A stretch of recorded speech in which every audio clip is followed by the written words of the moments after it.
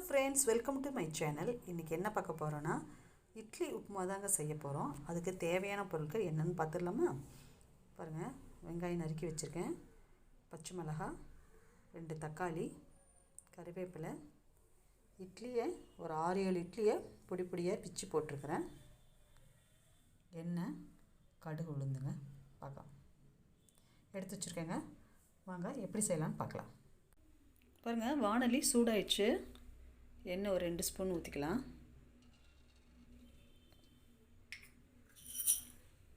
கடுகு, உளுந்து,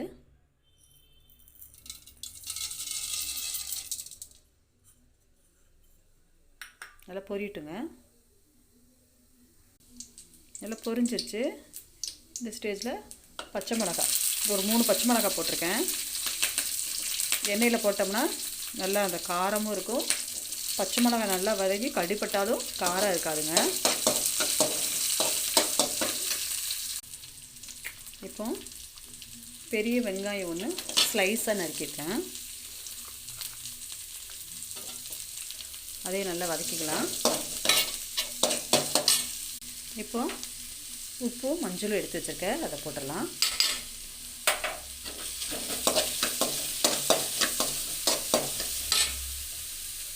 கருவேப்பிலை போட்டுடலாங்க.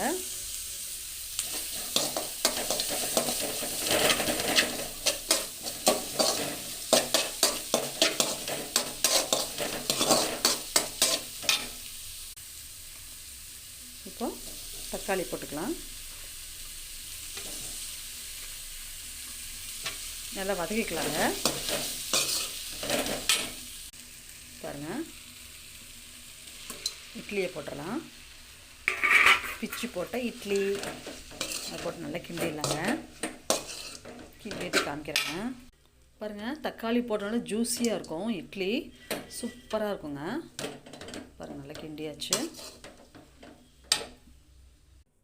பாருங்கள், பிளேட்டில் மாற்றிட்டேன். இதில் பாருங்கள், ஒயிட் சுகர் போட்டிருக்கேன். பாருங்கள், சுற்றி போட்டிருக்கேன் நான், அது கட்டாயிடுச்சு. இதுக்கு ஊறுகாய் வச்சு சாப்பிட்லாங்க, சூப்பராக இருக்கும். இந்த மாதிரி நீங்களும் செஞ்சு பார்த்துட்டு கமெண்ட்டில் சொல்லுங்கள்.